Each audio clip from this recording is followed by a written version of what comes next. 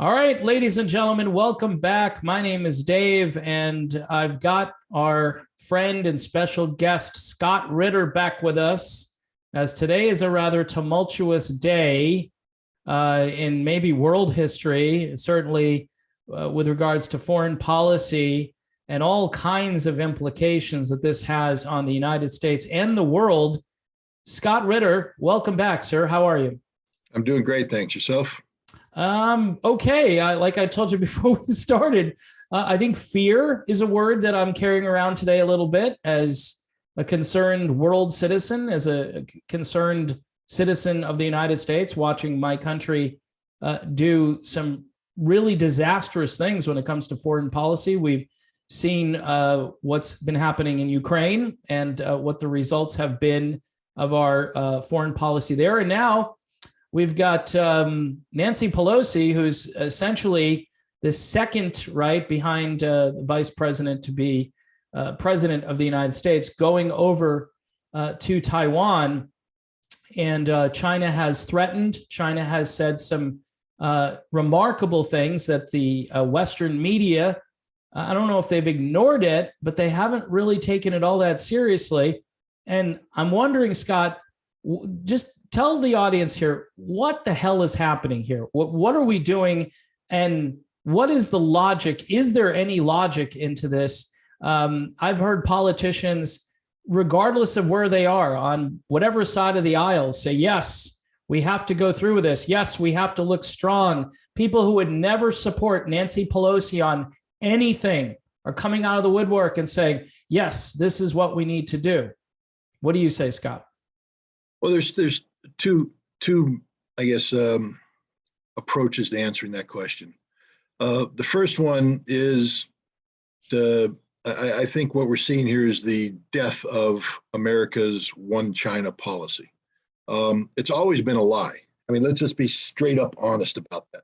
Yeah. The United States has never supported communist China's assertions that Taiwan is part and parcel of the greater China. Yeah. We played lip service to it. We speak of a one China policy, but whose China is it? Is it Chiang Kai-shek's China, or is it Mao Zedong's China? Right.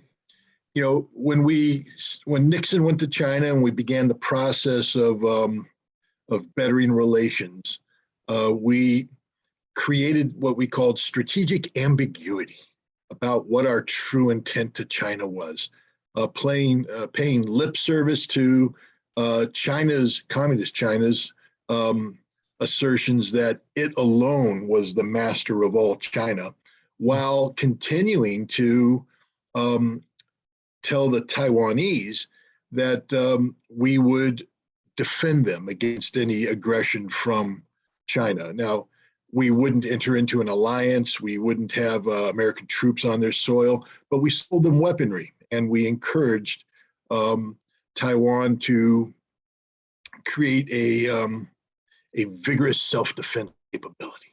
But the reality is Taiwan in and of itself can't defend itself. Right. Communist China wants Taiwan. Communist China will take Taiwan. And Taiwan's only hope is that Communist China remain more concerned about the consequences of invading Taiwan than any benefit they would get from invading Taiwan. And it was the purpose of the United States in engaging with China to create this economic incentive that by, becoming a capitalist society, life will be great, life will be wonderful, and you'll be wooed over to the dark side. You'll be one of us, and you'll no longer have the intention of invading Taiwan because you won't need to. It'll be a one giant utopia. Well, the problem is China did capitalism better than we do. They combined, the entrepreneurial spirit of capitalism with the singular focus that can only come from state-controlled economies that are, such as communist China, and they've produced a world-beating product that the United States can't compete with. One only takes a look at the Belts and Roads Initiative over the course, of the last 12 years, 13 years, $7 trillion, trillion with a T, dollars in global infrastructure development that has integrated China to a degree that no one thought possible in the world's economy. China is in Africa to stay. China is in Asia, all over Asia. China is in Europe. China is everywhere. Yeah. And they're doing quite well. So that failed. And now the United States has to confront the fact that it got beat by China economically, trounced, not even close. Right. It's a total wipeout. And the only thing that we can do in response, because we can't compete economically, the only thing we can do is flex our military muscle. This was the whole idea of the Pacific pivot. People say, well, wait, wasn't that supposed to be economic? Under Obama, maybe the Trans-Pacific Partnership, but Trump pulled out of that. And then China stepped into the vacuum, creating the world's largest free trade association that doesn't include the United States. Once again, beating us at our own game. So what we have left is the military. And if you take a look at how the United States has behaved in the Pacific region over the past several years, all we've done is create military alliances. We've created the Quad, India, Japan, Australia, the United States. It is a military cooperation group. We've created AUKUS, Australia, the United Kingdom, the United States, this little tripartite joke of a naval alliance. And we've talked about bringing NATO into the Pacific. NATO. So, that's what we got. And China has been watching this with great concern. And they've told the United States repeatedly, you need to watch what you say. You can flex your pathetic little atrophied muscles all you want.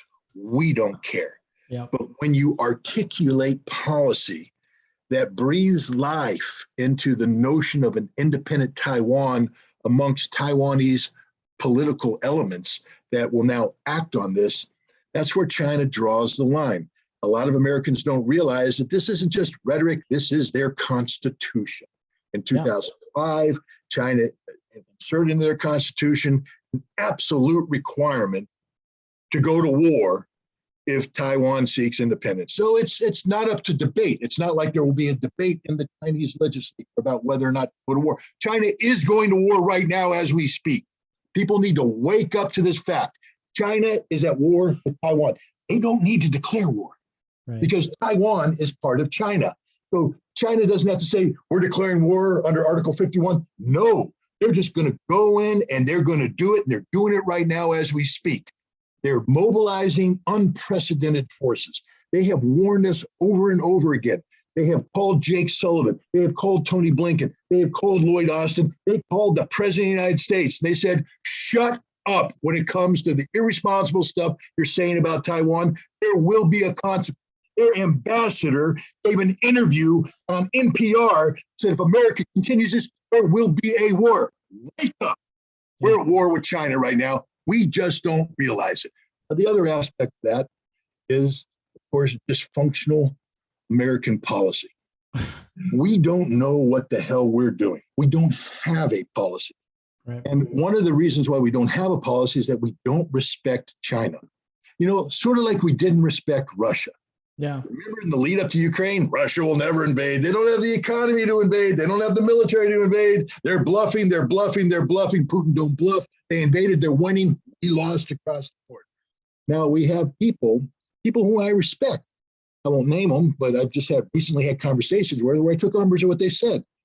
China would never do this. China's quiet. They got into some bizarre discussion about the Chinese word for face. Who gives a flying you-know-what about the Chinese word for face and whether or not some obscure Chinese academic thinks it means this and that? They don't want to lose face. China ain't going to lose Taiwan. It's in their constitution, 2005, buddy. They're going to go to war. And guess what China's been doing for the last 20 years? We've been eviscerating our military capability in the Middle East, singularly preparing for war with the United States. Yeah. They have an army that is ready to go to war today. We don't. Right. We don't have an army that's ready to go to war tomorrow or a week from tomorrow or a month or a year. The Marine Corps, the most combat-ready force in the United States, the new commandant said, we can't meet our obligations under the national defense strategy because we've been lying to ourselves. We've been buying into this legacy notion of amphibious operations that are married to ships that will get sunk before they get anywhere near a hostile shore, especially a Chinese shore. That's why he's trying to revamp how the Marine Corps does business. We ain't there yet. We don't have any capability. None. Zero. Except nuclear. That's all we got going for us. And that's the great fear here, because we're getting ready to be humiliated in a way we haven't been humiliated ever. And this is going to be worse than Pearl Harbor if we choose to escalate. There's going to be a political Pearl Harbor because China's taking Taiwan. Get used to it. It's going to happen. We crossed a red line, and we can't say they didn't warn us. They said, we don't want to do this. Please don't make us do this. And yet we sent Nancy Pelosi, even though the president said it's stupid, the Pentagon said it's stupid, the State Department said it's stupid. We let an 82-year-old alcoholic get on an airplane, take the United States to war. That's called dysfunctional policy. And if every American listening to this, every global citizen isn't furious, nothing will infer you. This is the dumbest thing we have done in a long, long, long time. And there will be ramifications. Any idiot that thinks China would never do this because they fear economic sanctions. What? China will shut us down long before we shut them down. Right. Yeah. Will there be economic repercussions for China? Sure, just like there were for Russia.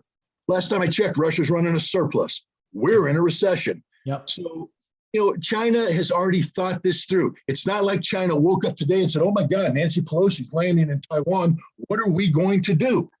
China has been preparing for this. In the United States, in the lead up to the Gulf War, the second one, the invasion of 2003. In 2002, I started taking a look at troop movements. Yeah. There's something we call the tip fiddle, and that's troop phase deployment list, something like that. But basically, if we're going to go to war, you just don't go to war on the drop of a hat. You begin moving troops. You begin moving the logistics. Right. It's a phased plan to get them in there because they don't all show up at once. No port can receive them all at once. Yeah. So that happened. And at some point in time in October of 2002, I said, we're going to war with Iraq sometime in March or April. They went, how do you know that? But I said, because we've crossed the line of no return when it comes to moving troops. It's too expensive what we've done. Everything's moving. We can't bring it back. We're going to war. China is going to war. Why? Because they have crossed the line. They have moved too many forces into position. It's too expensive. You can't do this You can't do this, then bring it back and do it again. They have crossed the line. They have accumulated the force, and they're going to continue to accumulate. They are going to war. Goodbye, Taiwan. Enjoy what little you have left of your pathetic little existence. It's on you. You could have said no. You could have turned the plane around. You could have done something. Instead, you're letting Nancy Pelosi land on your soil, and she's going to meet not only with your parliament. Hey, why? What? Legislature, meeting with legislature as equals, that's called independent-minded. She's going to meet with the leader of the political party that's advocating independence from China. I mean, literally load the damn bullet into the gun before giving it to the Chinese so they can put it in your head and pull the trigger. This is stupidity personified. Yeah. And it's going to end with dead Americans. Yeah. That's the sad thing. And if enough dead Americans materialize, this idiot we have as president, this weakling, this coward, this morally repulsive, repugnant individual is going to use a nuclear weapon to prove how strong he is. And then it's over. And then it's over. I told you the last time we spoke, my biggest fear was nuclear war before this world ended, before this year ended. Right. Man, it's playing out right now, guy. It's happening. Yeah. When I sent you a message, a couple of days ago, thinking, Scott's probably kind of booked for this week. You said something back to me like, that's if, I'm a little concerned about what tomorrow is going to be like. And I'm thinking to myself, man, this is far more intense and far more dangerous than our media. The way they're covering this is like we're in this showdown now. Scott, other than a suicide pact, which that's what this seems, I mean, you're expressing it in terms that I can't even really process, but I think the audience really appreciates that, by the way, because someone needs to talk passionately about this. Someone needs to put it out there. So maybe cooler heads will prevail and somebody will do some foreign policy here and some diplomacy. Why in the hell, seriously, why did she go? What's the point? Does she think that she's going to create this environment that's going to help Taiwan's independence, and that China's just going to sit there and blink and oh gee, Nancy Pelosi's here, so now we're just going to retreat. We're not going to do any of these things. You talked about staging of troops and getting people in position. I heard there are 2 warships that already went out, and they're ships that mean business. I don't know about all the weaponry, but they're certainly capable, and it appears that the United States has nothing that could compete with it. Do you know anything about that? Well, I mean, first of all, let's talk about the policy. Yeah. We know that the Pentagon said, don't do it. Don't do it. Yeah. Don't do it. General Miley was briefed on, Pelosi had been talking about going to Taiwan since April. Yeah. And since April, the Chinese have been saying, don't do it.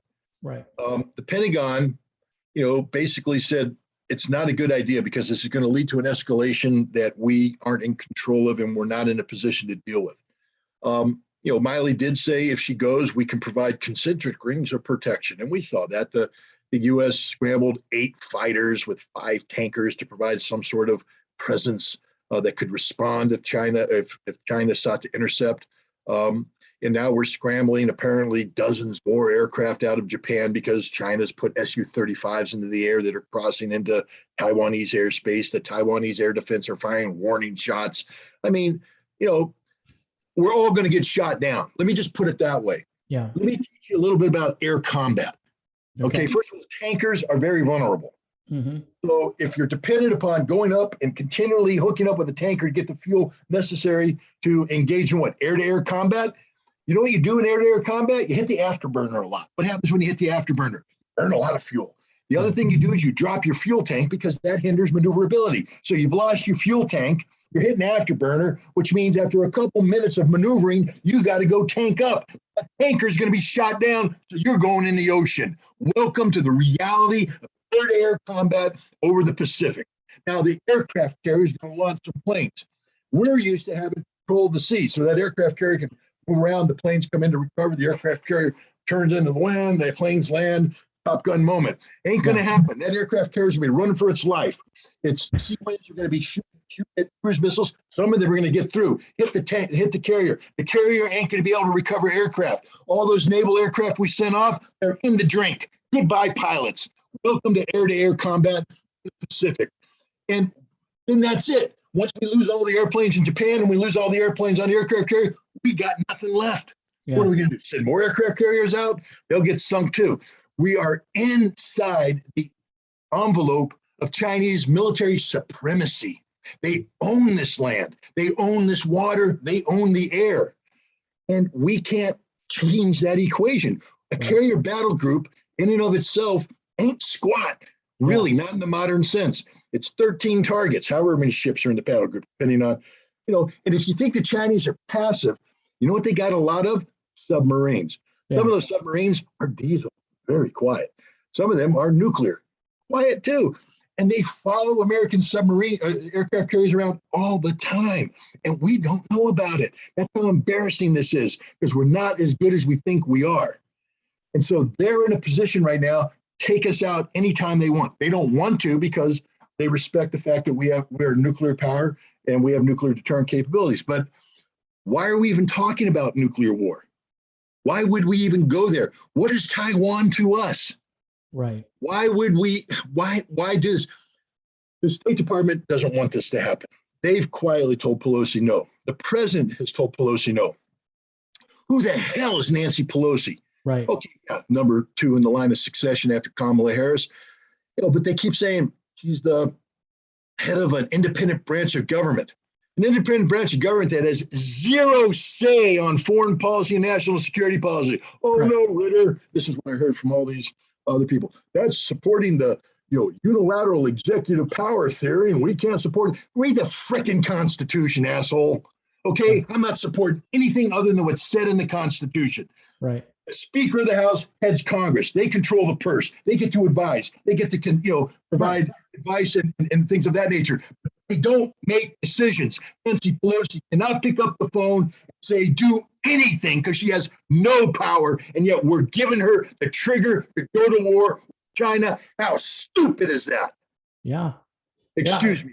You got me angry. Not you, but the situation. This is frustrating because we aren't a nation of idiots, and yet we're functioning as if we have nothing but idiots in the White House, in the Pentagon, in the State Department. They let an 82-year-old alcoholic with narcissism land in Taiwan so that she can have a historical legacy. This is literally what's happening. Yeah. We're saying this is about her establishing her historical legacy. Congratulations, Nancy. You're going down in history as the woman that started the war that cost Taiwan its independence and maybe ended the world because you're an idiot. Yeah.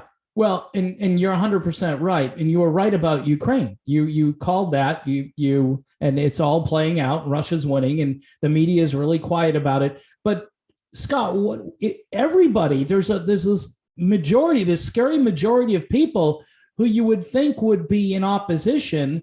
You know, how certain people stay together politically and they just disagree to stay with their tribe and everything. But I've never seen such bipartisan agreement. Oh, we really have to do this. I mean, I'm watching Republicans say this stuff and I'm thinking, are you guys out of your mind? I mean, what year are we living in where we don't see that we're not, the world's ultimate, people still walk around, Scott, and they say, well, we're the world's superpower and we've got to behave like, and we're not. I mean, look what Russia did.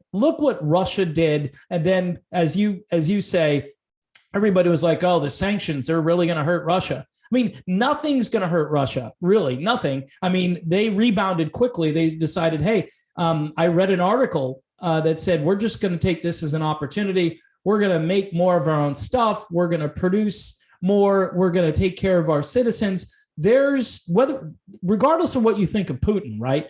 Here's a president of a country, a leader of the country, who basically wants to take care of his people, right? And ensure that their well-being and their safety and their security and that they're well-fed and all these different things. The United States has lost its mind in this way. It's absolutely, that's why citizens are running around going, nobody cares about us. Nobody cares. The first thing people hear is, okay, why are, common sense, people are saying, okay, why are we fighting in Ukraine, sending billions of dollars to Ukraine? We've got homeless encampments popping up in every major city in this country. Economically, it's insanity. We're printing money. We're running the printing presses, and now we're gonna get involved in any kind of a war with China. It is absolute insanity. Scott, do you have any insight as to why both Democrats, Republicans are all living in what year are they living in? Is it the Cold War era? I mean, what is this? Where we're sitting here going, yeah, we really, a lot of people run around and say, yeah, we really stuck it to Russia with those sanctions.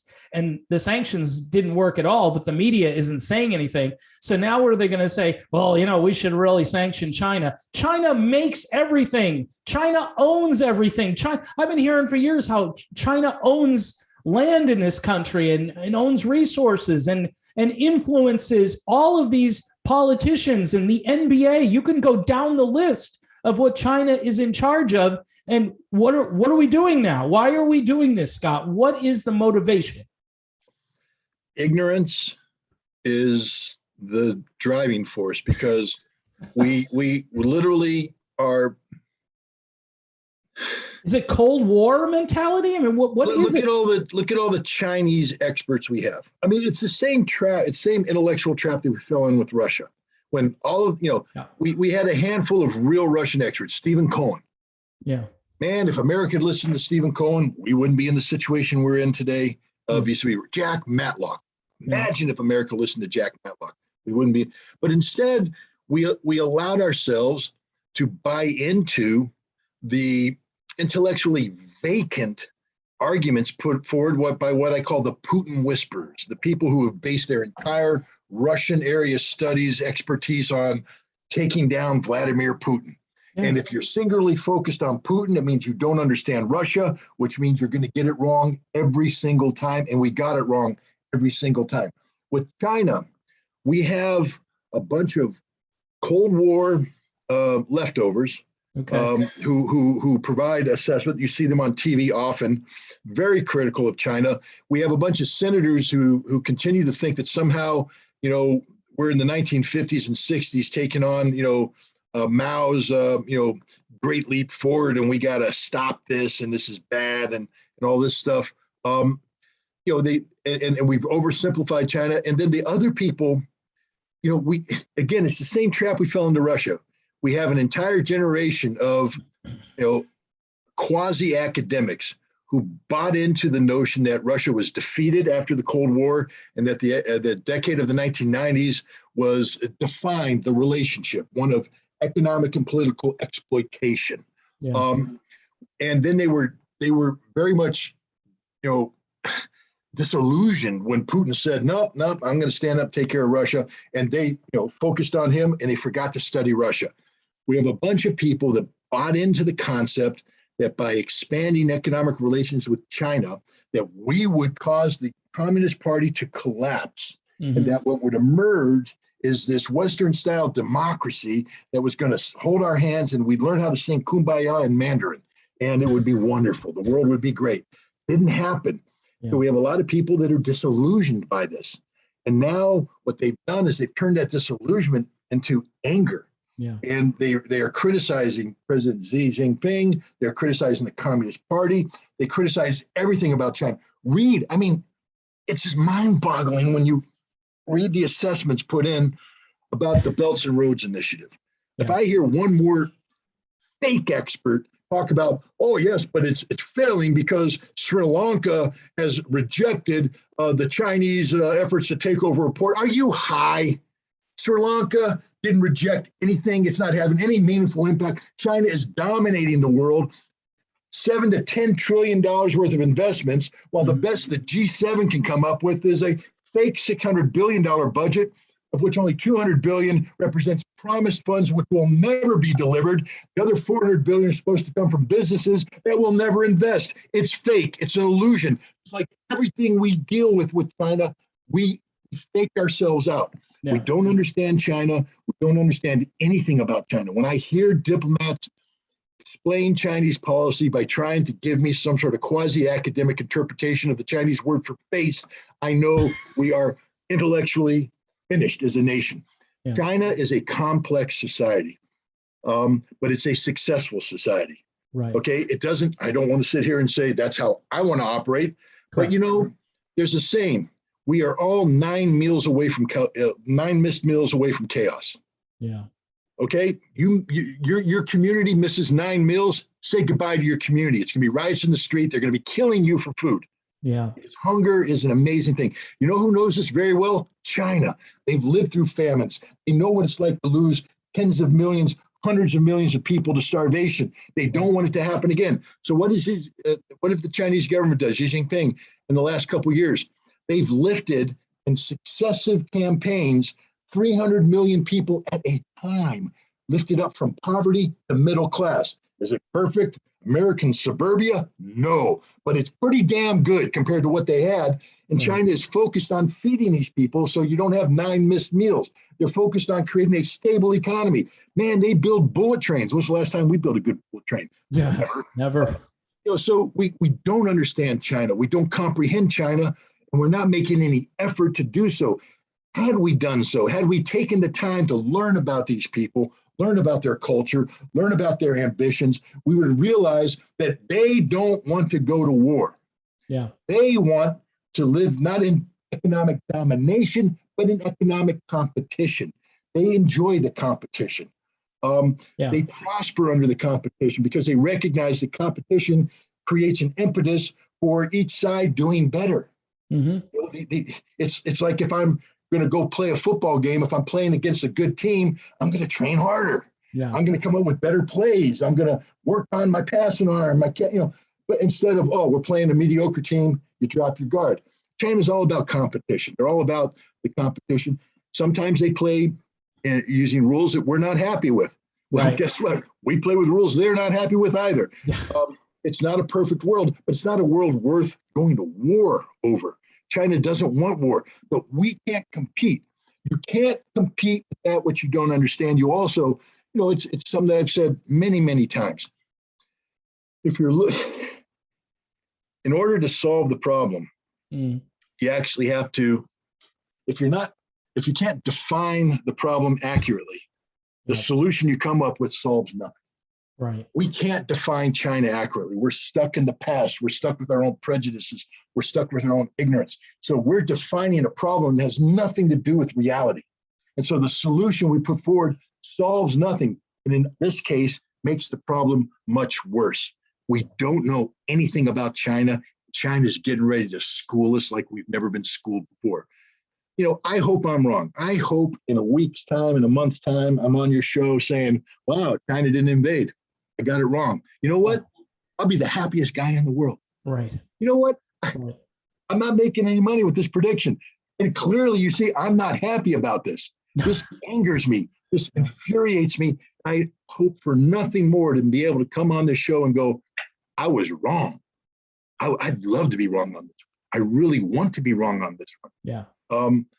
But my God, man, when I look at all the data points, I just don't see China bluffing on this. They have warned us at the highest levels.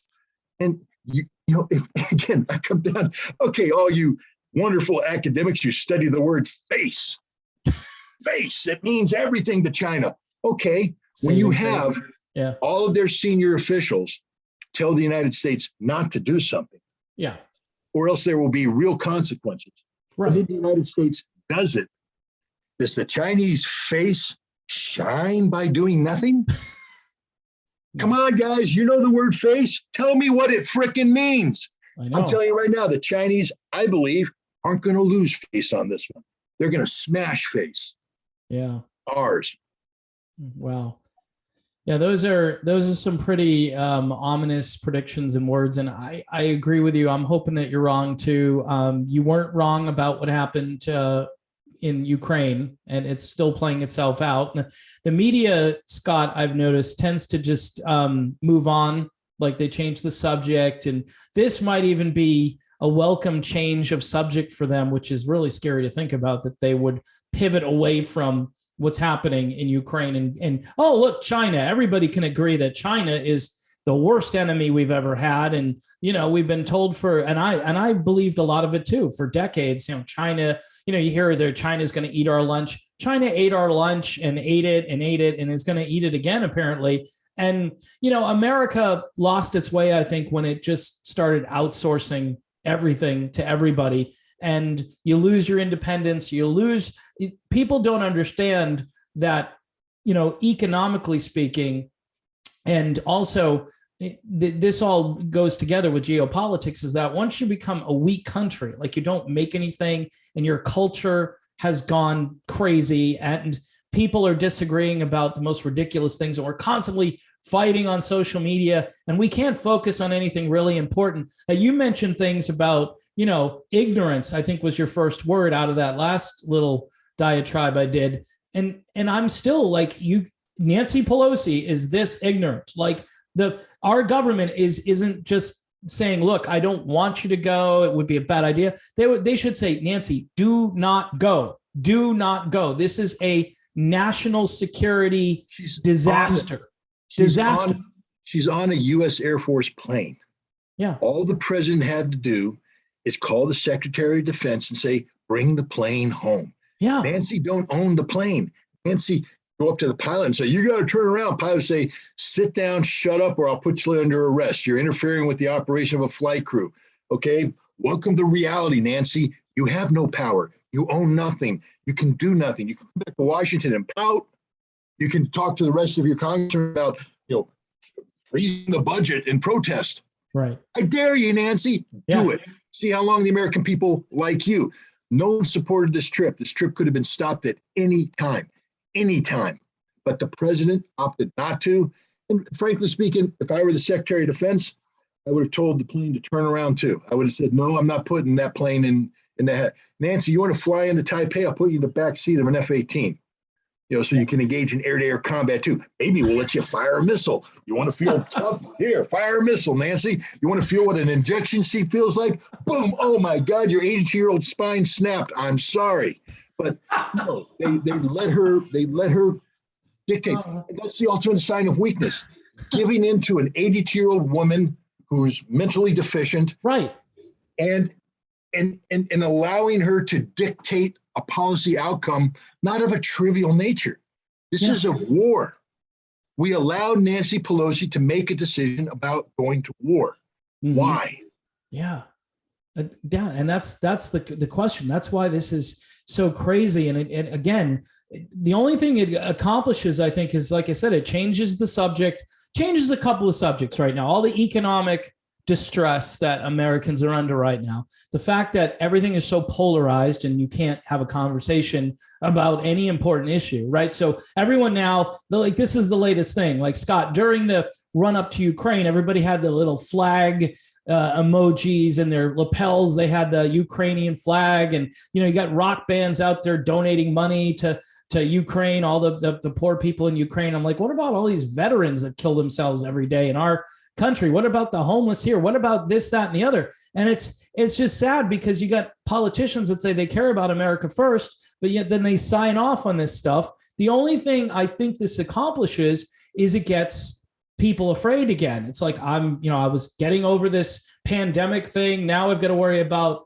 nuclear war with China. Like, that's better. I mean, Scott, for lack of a better term, and I've never been waterboarded, I feel like I'm being intellectually waterboarded, media style, like day after day. Like, can you guys turn the temperature down? Is diplomacy even a thing? Do we even talk about in the Russia was clear. They were like, hey, we'd like to sit down and negotiate. Nope, we're not going to negotiate. We got weapons. They're going to keep coming to the guy who's on the cover of Vogue magazine with his wife, and and all Americans are running around like it's the paparazzi, like, oh, look at them. They're just, I mean, you talk about ignorance. This is like a giant disconnect from important things. Like, we're not serious people anymore. I think Bill Maher said this on his TV show a while ago. It was one of the great quotes. He said, we're silly. We're a silly people. We talk about silly things. We engage in silly debates. Meanwhile, hey, it's just,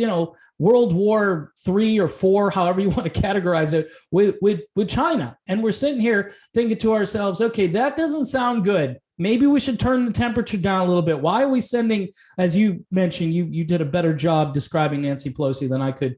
I obviously don't have any use for her. And most people, regardless of where they are politically at this point, are like, can we get maybe somebody younger with a pulse who can understand reality and who isn't drinking round the clock? I mean, there's got to be some smarter people, Scott. I'm thinking plumbers, electricians, guys who pick up my trash. Any of those people could do this. Here, I said this a while ago, and of course it gets lost because it's the same thing in the lead up to the conflict in Ukraine. I said, why don't we sit down with the Russians and treat them like, fellow citizens of the world, treat them with respect. Oh no, you're giving in to Putin. You're caving in. You're a Russian. The United States, if we just took a step back and evaluated the situation, we actually, prior to Pelosi's trip, weren't in a bad position to be vis-a-vis Taiwan, because we're getting our butts kicked everywhere in the Pacific. Chinese are just wiping the plate with us. Yeah. But Taiwan, we actually have leverage because China doesn't want to go to war.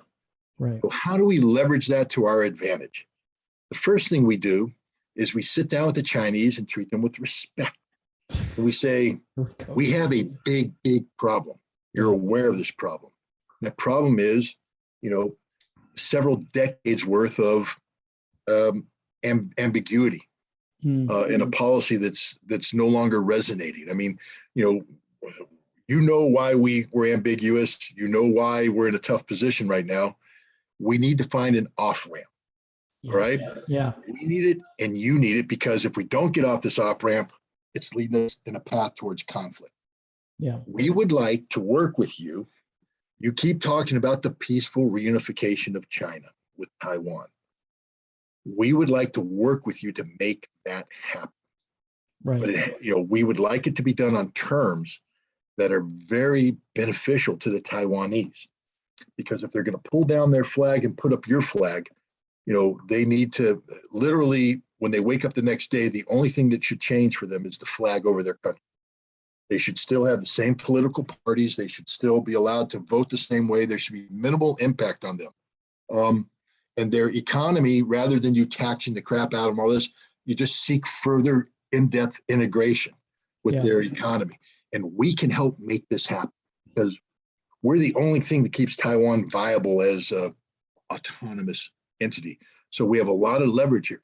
And imagine if we had actually sat down and brought Taiwan and China together for the peaceful reunification of these two countries in a way that was not only economic beneficial for them, but reinserted us in the game. I mean, we are now in the game because we can have our companies be the bridge between Taiwan and China. We can get back into the business of building things, of making money, of asserting our economic, muscle. And China would have loved it because in the big picture, instead of losing trillions of dollars because they went to war, China's be making trillions of dollars in profits while we make money. And China's not against, it's not a zero-sum game for them, where if we win, they lose.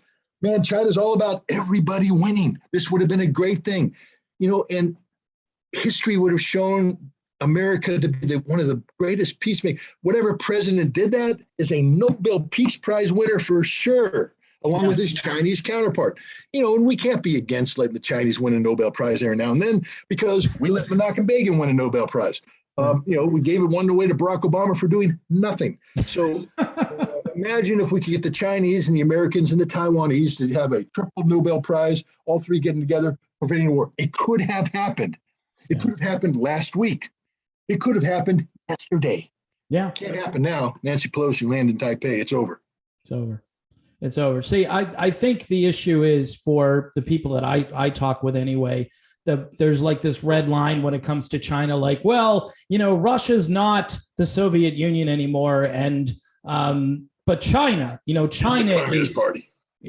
They're so communist and they're so this and they're so that. But are they doing anything to us other than, they're economically, they're eating our lunch and they're, this is the thing that Trump used to talk about. And there's still some people, but they didn't want to get too intense. Like they didn't want to actually start to make anything here in the United States. They didn't want, I know we're doing semiconductors now, whoop-de-doo. Like all of a sudden we're going to invest in so we can go to war against China because they're going to cut off our supply of all these things that we get. And that's the problem. We are tethered to China in a way that it's almost impossible, especially overnight. I mean, this isn't going to be like what Russia did. Like, hey, McDonald's, they pulled out. That's fine. We'll just slap a new name on the building and we'll call it something else and we'll put workers in there and we got plenty of food, obviously, because nobody wants to take our food because of the sanctions. So, I mean, how do we get even with China? I mean, economically, I think you talked about this at the beginning. They're such a powerhouse, and yet we're just like flying right into the propeller here. We're not even, I am just, Scott, I'm just beside myself thinking to myself, this is some kind of like doomsday, end of the world scenario, book of Revelation. I mean, how does this, Scott, how does this play out? How does this end, or does it? Well, I mean, the fact of the matter is this will end how China wants it to end. Yeah. And I mean, again, the concept of the United States leveraging its the existential survival of a nation now on the whim of China. And to be honest, I would prefer that the Chinese making decisions now than the Biden administration, because they've shown an inability to make any decision. There is a possibility that this is a bluff on the part of China. Mm-hmm. That they're putting all this muscle in, and when Pelosi leaves Taiwan, that Taiwan will try to repair the damage done and move in a different direction. I don't believe that's the case. I think Pelosi's visit is the exact opposite message. But we can never forget that China doesn't want to go to war with Taiwan. They really don't want to go to war. they're desperate not to go to war. They've been trying everything possible, to prevent a war. I just think that every red line has been crossed, so they really have no choice. But war is always a choice, and the cost of war is real. And I think the Chinese, I have an appreciation. They won't be going into a conflict with Taiwan with their eyes closed, meaning their eyes are wide open and they know what's going on. They are still suffering from the pandemic. Yeah. There's some economic issues there. Xi, is a leader that has to, win back the confidence of his people, even though we call it, communism. He's responsible to a Politburo. He's responsible to a communist party. And if he's an ineffective leader, they can vote him out. Yeah. So, a war that goes bad would be the end of Xi. Could be the end of China. So this is a big step. It's not one that China would take lightly. But on the other hand, China can't allow this slap in the face to go unanswered because, again, having moved all this military force up, if they don't use it, it goes back and it becomes politically difficult to redo that. And that gives Taiwan breathing room to work with the United States to expand the boundaries of not quite independence, but getting close to independence. Right. Until there comes a day when Taiwan will cross that line and China's not ready to respond. Yeah. So, it's a gamble on the part of China, but the decision's theirs to make. I'm afraid they've made a decision to go to war. That is a horrible decision. Horrible decision. Yeah. Because it will destroy Taiwan. A lot of Chinese are going to die. The global economy, I mean, I don't know where your 401k is, but or if you have one, but I turn it into cash and then I turn that cash into something else. But, if you think our economy is having fun with the Russian energy issue, wait till we deal with the Chinese supply chain issue that comes about with a conflict in China. Yeah. We haven't thought this thing through. We really haven't. We're so unprepared, just like we were for the Russian energy crisis. We have a bunch of economic analysts who actually believe that America is the global economic superpower and the world revolves around us. And when we snap our fingers, things happen. They're finding out that no one's listening, man. You can snap all you. Well, that was pretty good. You can snap. That's good. What? You can snap all your. I got arthritis, so that was pretty impressive. But you can snap all you want. No one cares anymore. It used to be boom. Whoa, what? But it was like that old commercial when E.F. Hutton speaks, everybody listens. Yeah, like this. Yeah. I remember. Unfortunately, I'm old enough to remember that commercial. Remember that commercial, but now we're shouting, and everybody's just like, "Shut up already! We don't care about you anymore. You really don't matter. We don't. We're a joke. The only people that listen to us are our minions. Yeah. The G7, Europe, NATO, Japan, South Korea. When we speak, they listen, but even they're starting to get tired of it. I mean, look at Europe. They're fed up. Yeah. They are literally fed up. Look at NATO. NATO's basically sitting there going, how do we pay for all this? And where are you, America? I mean, are you really going to go to war with China? And you want to drag us into this stuff?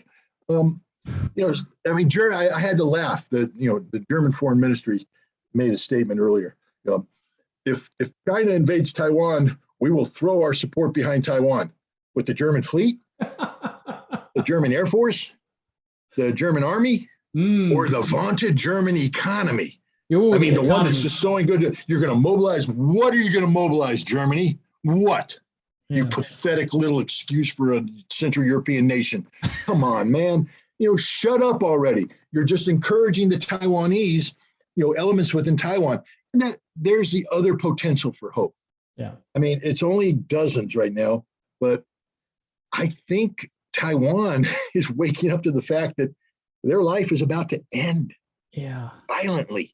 Yeah, and it would be nice if maybe the Taiwanese people took to the street and repeated the Sri Lankan storming of the parliament.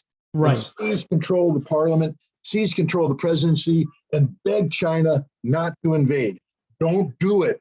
Don't do it. We will never invite the wicked witch of the West again. It isn't going to happen. Nancy Pelosi, ding dong, the witch is dead. We poured water on her already. She's done. We threw some gin in there so she's happy, but she'll never come back.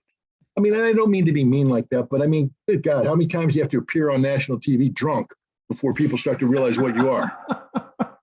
Oh, Scott, you're providing a lot of good entertainment amidst the end of the world here. I mean, I was talking to a friend of mine about BRICS, right? He's like, what the heck is BRICS? And I said, it's the new thing. It's better than NATO. It's an alliance of countries, right, that are probably going to kick NATO's ass very, very soon. It's going to, it just, when you look at, when people say, what is BRICS? I say, take the G20, yeah, subtract the G7, yeah, then add every other significant economic power. And that's BRICS, baby. There you go. That's BRICS. BRICS is the global economy minus us. Right. And we think, and nobody, I don't hear that. I haven't heard on any mainstream television show or any newscast that this even exists. Like if someone went on there, they'd have to like cut their microphone out. Hey, in BRICS, and they'd be like, oh, I'm sorry. We lost the feed. I'm sorry. It's like, I'd love to see you, by the way, on a show like, say, like Tucker Carlson or something. I know they would never invite you, but you could, in 5 minutes, you could get out more information and more truth. And then, you know, maybe there'd be a chain reaction. Maybe people would start to think for themselves and say, hey, I don't think we're getting all the information that we need. I mean, I'm fortunate. I do this channel. Your videos haven't been taken down. I've been really concerned about that. I'm working on it. You are now a Z puppet and a Putin puppet. And how many other puppets? I mean, how many, you know, you got one hand, just the two hands.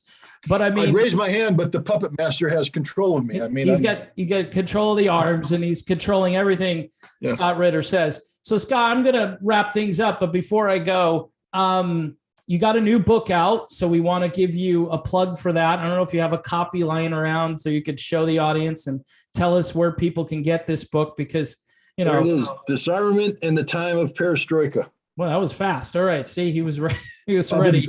I've been signing copies for. Nice. And what's who's the publisher? How do you get it? Like if I wanted to order it? Well, the publisher is Clarity Press. It's a very progressive press. Why they put someone as conservative as me out there, I don't know, but I'm grateful. I thank I thank them. You can get it if you go on Clarity Press's webpage. You can order the book directly from Clarity Press, but it's also been released now. So I guess Barnes and Nobles, Amazon, and all the online booksellers are now, are processing the orders. Good. Good. And look, if we can survive the Chinese fiasco,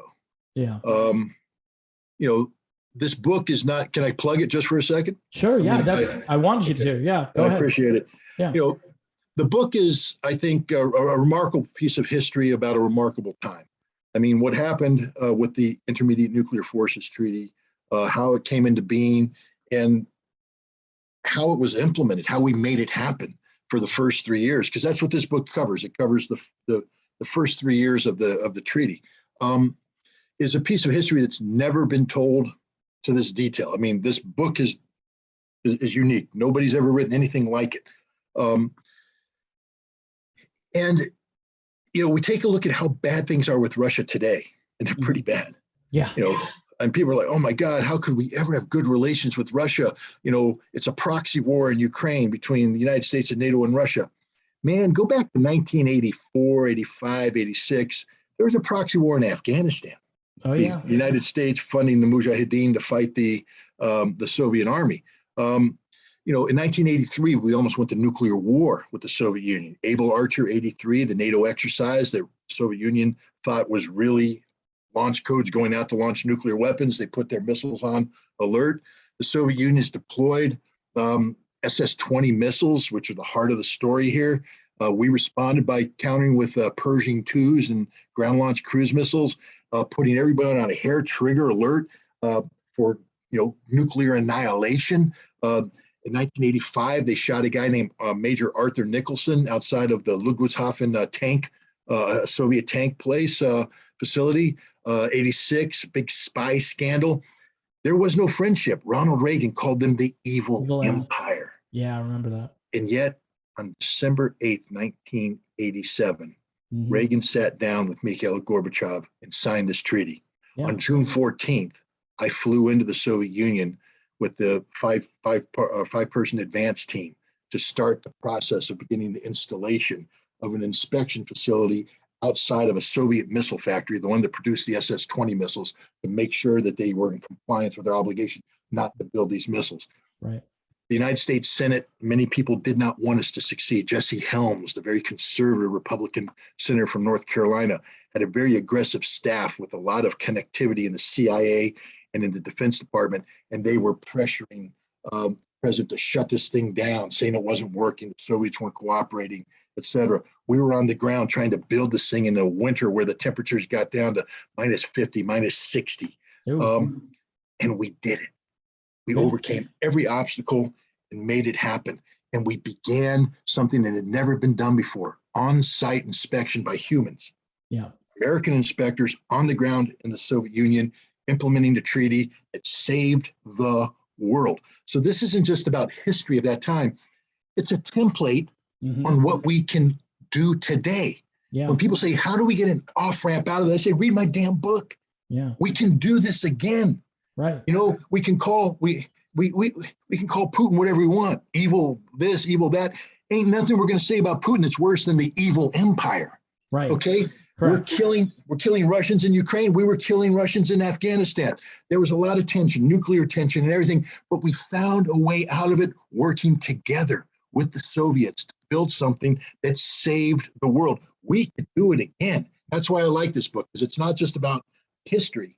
It's actually a roadmap forward. Yeah. And I believe that if you read this book, one, you'll be informed. Two, you'll be entertained, because you know, I think you see I have a pretty good sense of humor, and so do the guys I work with. And we were in stressful situations, and sometimes stressful situations bring out some human hilarity. And so there's some pretty funny stories in there, but you'll also be motivated. I think you'll read this book and you'll say, there's hope for the future. There's hope for the future. And you know what we need right now? A giant dose of hope for the future. So get the book, read it, and I think it'll be an investment. It'll be seen as a worthy investment. All right, Scott. Well, I'm glad you had an opportunity there to plug the book. I think the book is important because, again, as you say, the way things are going now, people really do need hope. They need a roadmap, a blueprint, a way out. And there is a way out, but it seems that everybody is going in the opposite direction. Scott Ritter, thanks again for joining me today. I really appreciate it. Who knows? Maybe we'll do this again, and maybe you'll be wrong about some stuff, right? And we could say, I hope so. We could I hope say, I'm wrong. Yeah, I mean, I hope you're wrong too. But man, were you right about Ukraine? So well, I'm not proud of that. I mean, you know, again, I wish I wasn't. I wish I was wrong. I wish you'd be looking at me going, people pay you for your analytical capabilities. You probably should give them a refund. And I would be happy. I'd love nothing more than to be wrong about issues mattering, you know, about war. I don't want this war to happen. I don't want it to happen. Yeah, you and I both. That's the last thing we need right now is a war. All right, Scott, thanks again, and take care of yourself, and we'll talk soon. Okay. Have a good day. Thanks. You too.